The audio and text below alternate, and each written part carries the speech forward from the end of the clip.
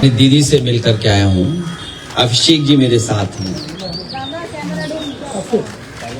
हमें याद है जिस समय निष्पक्ष चुनाव हुआ, दीदी यहाँ की मुख्यमंत्री बनी और आज हम लोगों को सबको मिलकर के जो इलेक्शन में बेईमानी हुई है उसके लिए खड़ा होना पड़ेगा। ईमानदारी से इलेक्शन जब हुआ, इलेक्शन कमीशन ने जब इलेक्शन कराया तो वो जीती। और इस बार जो मल्टी लेयर माफियागिरी हुई है इलेक्शन में, कोई कभी सोच नहीं सकता था कि इस तरह की बेईमानी Bharatiya Janata party, election commission, उनके संगी साथी,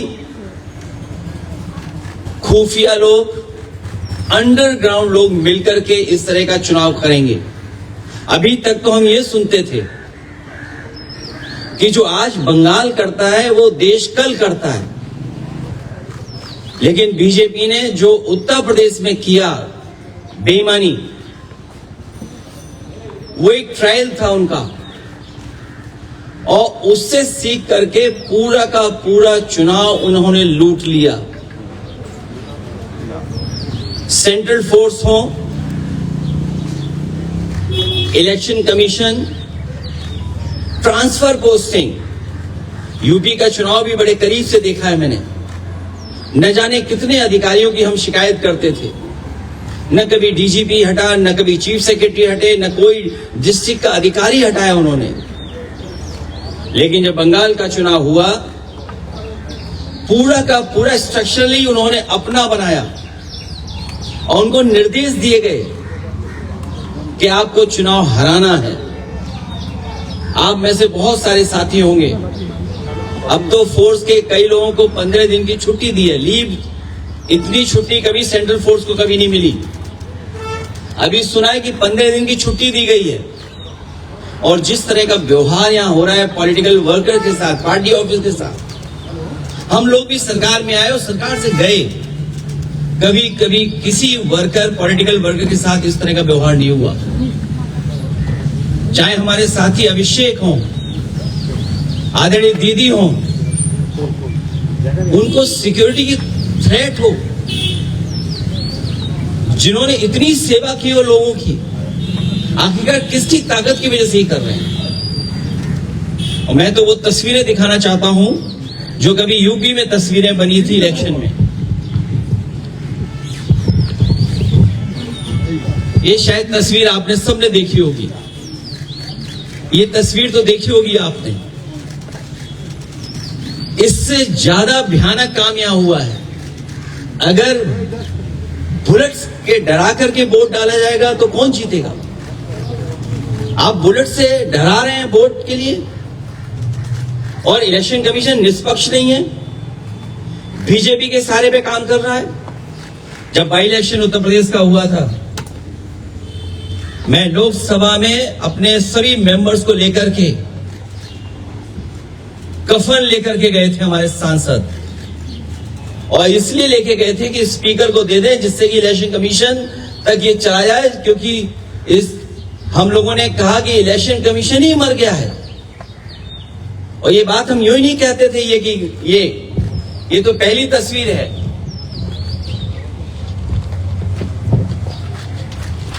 दूसरी तस्वीर भी किसी से छिपी नहीं होगी, ये दूसरी तस्वीर भी नहीं छिपी होगी किसी से। और फिर जो वोट डालने का तरीका है, मैं केवल एक कॉन्स्टिट्यूएंसी का उदाहरण दे रहा हूं कि इस तरीके से फोर्स से वोट डलवाया।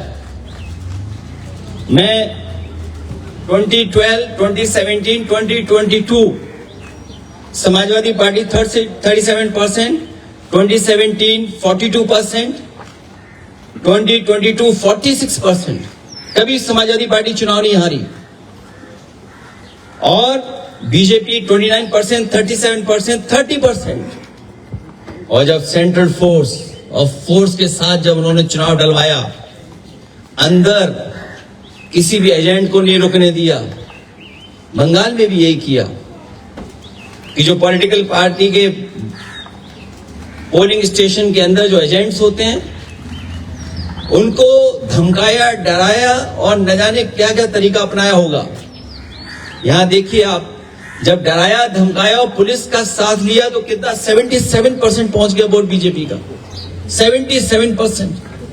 ये वो डेटा मैं दिखा रहा हूं जो इलेक्शन कमीशन के पास भी अवेलेबल होगा। ये तो पूरे इलेक्शन की प्रक्रिया ही बदल दी इन्होंने।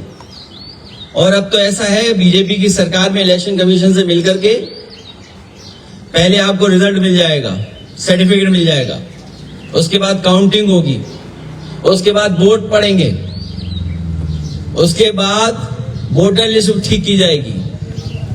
पूरा चुनाव ही अलग कर दिया इन्होंने, पूरी चुनाव की प्रक्रिया ही बदल दी इन्होंने। और आदरणीय दीदी इनकी आंखों में खटकती हैं। आदरणीय दीदी संघर्ष करने वाली हैं, वो निराश होने वाली नहीं है। बीजेपी की आंखों में इसलिए खटकती हैं क्योंकि वो आदि आबादी का प्रतिनिधित्व करती हैं। और भारतीय जनता पार्टी के लोग जो पुरुषवादी हैं, सामंतवादी हैं, कभी नारी को बढ़ते हुए नहीं देख सकते हैं। इन्होंने नारी को मुख्यमंत्री नहीं बनने दिया। राजस्थान में जो पहले मुख्यमंत्री की दावेदार थी, मुख्यमंत्री रही, और देश में केवल एक मुख्यमंत्री आधी अधूरी बनाई जिनके पास कोई पावर नहीं है। इसलिए हम इस लड़ाई में आदरणीय दीदी के साथ हैं, क्योंकि लोकतंत्र को बचाना है, संविधान को बचाना है।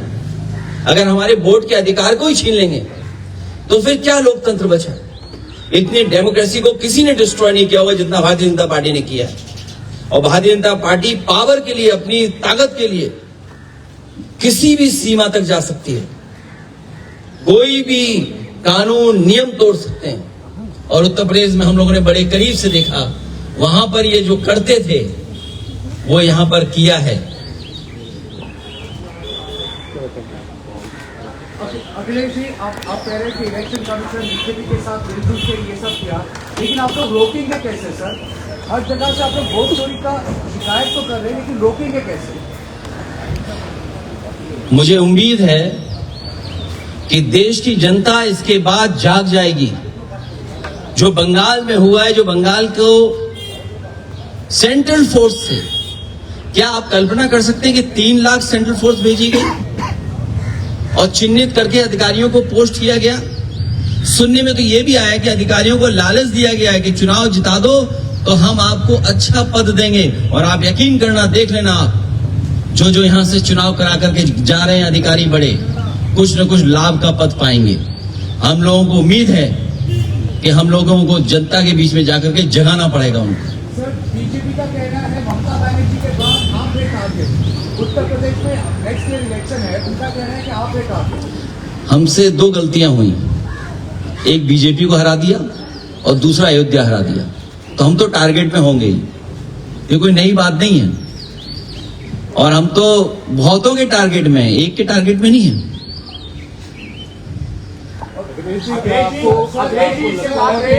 यहाँ पर बीजेपी की तरफ से कहा जा रहा है, चुनाव आयोग की तरफ से कहा जा रहा है कि ये यहाँ निष्पक्ष तरीके से चुनाव हुआ, हिंसा मुक्त चुनाव हुआ, इस वजह से इस तरह के नतीजे आए। भारतीय जनता पार्टी सोम पपड़ी की तरह झूठ की लेयर है।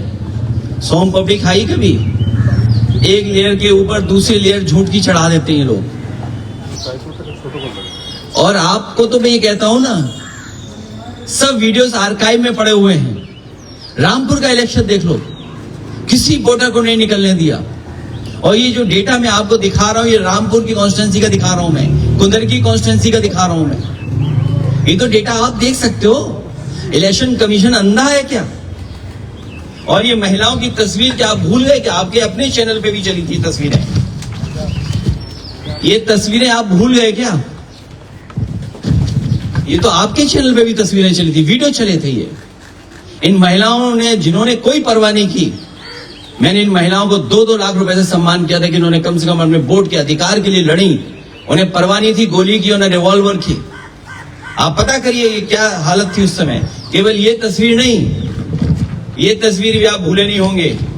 हालांकि सीसीटीवी से बहुत घबराते हैं बीजेपी के लोग, सीसीटीवी से, कैमरे से बहुत घबराते हैं।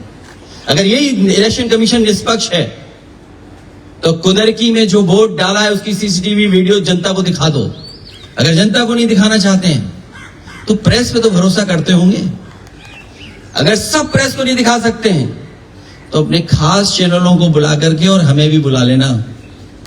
और फिर जब सुप्रीम कोर्ट की प्रोसीडिंग्स लाइव हो सकती हैं तो बंगाल के वोटिंग की काउंटिंग की सीसीटीवी क्यों नहीं दिखाई जा सकती, क्यों नहीं लाइव हो सकती है? कम से कम जनता में तो संदेश जाए, जो लोकतंत्र है वो मजबूत होगा। अगर सीसीटीवी की जो फुटेज है वो अगर बीजेपी दिखवा देगी इलेक्शन कमीशन से तो शायद उससे लोकतंत्र और मजबूत होगा।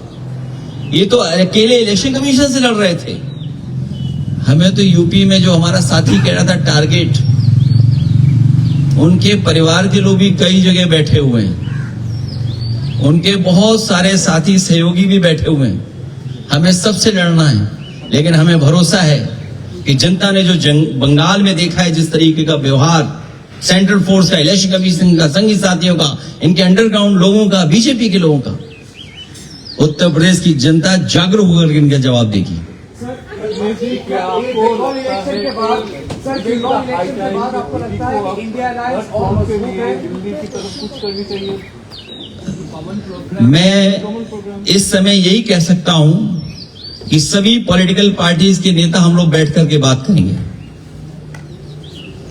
अब सर आपको लगता है कि इंडिया अलायंस के सारे जो पार्टीज है वो स्ट्रॉन्गर है, अभी यूनाइटेड है बंगाल इलेक्शन के बाद? कोशिश यही होगी कि सब लोग और साथ मिलकर के काम करें, क्योंकि लोकतंत्र बचाना है, डेमोक्रेसी को बचाना है। ये डेमोक्रेसी को डिस्ट्रॉय करना चाहते हैं, हमारे वोट के अधिकार को ही छीनना चाहते हैं।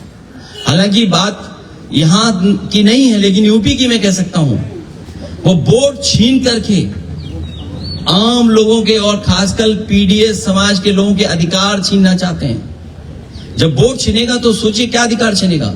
वो डेटा आपको अवेलेबल है कि किस तरीके से वोट के अधिकार को छीनने से कितनी सीटें हार गए, वो डेटा छिपा नहीं है।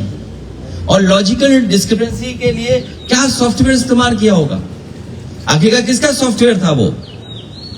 लॉजिकल डिस्क्रिपेंसी जो हुई है वो किसकी वजह से हुई है? कौन डेटा देख रहा था, कौन सा सॉफ्टवेयर था वो? सर आप लोग पार्लियामेंट में इसको उठाएंगे सर?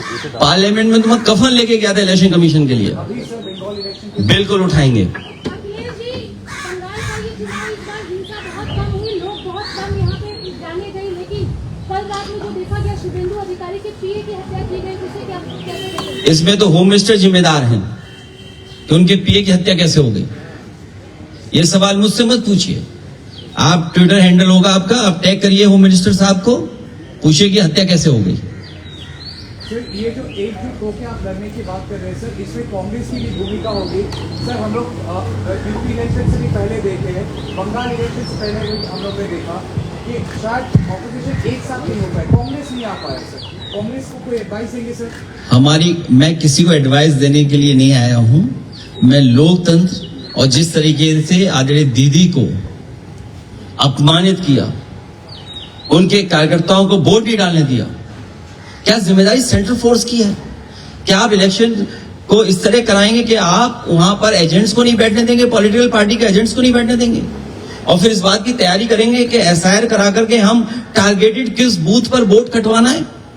जो टीएमसी के स्ट्रांग बूथ हैं, स्ट्रांग वोटर्स हैं, उनको वोट ना देने दिया जाए, इसलिए वोट कटवा दें उनका। ये अधिकार किसने दिया है?